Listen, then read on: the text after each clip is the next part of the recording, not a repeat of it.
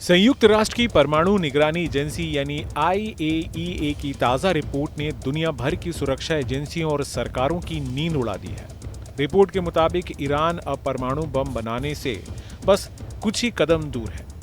13 जून को इजराइल के सैन्य हमले से ठीक पहले ईरान ने अपने पास 440.9 किलोग्राम संवर्धित यूरेनियम जमा कर लिया था, जो 60% शुद्धता तक पहुंच चुका था। यह मई की तुलना में करीब 32 किलो ज्यादा है, जबकि परमाणु हथियार बनाने के लिए 90% शुद्धता की जरूरत होती है। यानी तकनीकी भाषा में कहा जाए तो ईरान परमाणु हथियार की दहलीज पर खड़ा है।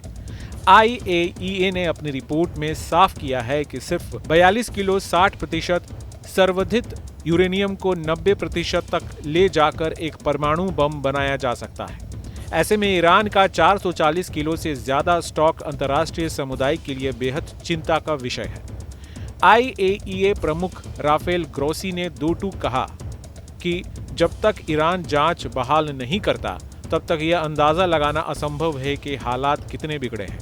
दरअसल इजराइल लंबे समय से ईरान को अपने अस्तित्व के लिए सबसे बड़ा खतरा मानता है। उसका आरोप है कि अगर ईरान परमाणु हथियार हासिल कर लेता है तो पूरा संतुलन बदल जाएगा। यही वजह है कि इजराइल ने ईरान की साइट्स पर हमला किया, लेकिन इन हमलों से कार्यक्रम थमा नहीं।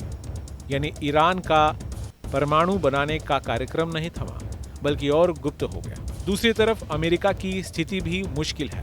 साल 2015 में ओबामा सरकार ने ईरान के साथ परमाणु समझौता JCPOA कराया था, जिसमें ईरान ने हथियार स्तर तक संवर्धन रोकने का वादा किया था। लेकिन 2018 में ट्रंप प्रशासन के बाहर निकलने के बाद यह समझौता लगभग खत्म हो गया। अब बाइडेन सरकार इसे दोबारा बहाल करने की कोशिश करती रही, लेकिन ईरान के कड़े रुख और इजराइल के दबाव के कारण यह मुमकिन नहीं हो सका। मौजूदा रिपोर्ट इस समझौते की वापसी की संभावना को और भी कमजोर कर देती है। भू राजनीतिक समीकरण यहाँ और जटिल है।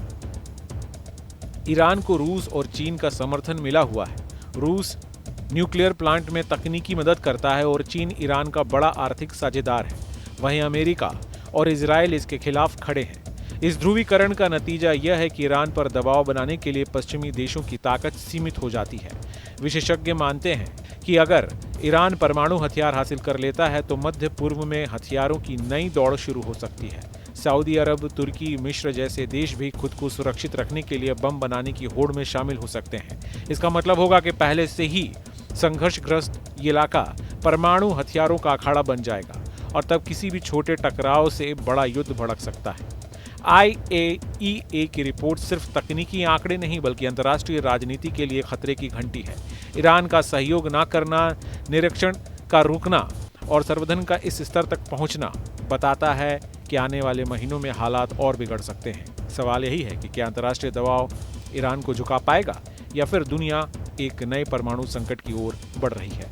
Team news nation. जहाँ भक्ति है हर शब्द में, कथाओं में छुपे हैं दिव्य रहस्य और ज्योतिष देता है जीवन को दिशा। धर्म से जुड़ी हर बातों को जानने के लिए हमारे चैनल स्तुति को सब्सक्राइब करें।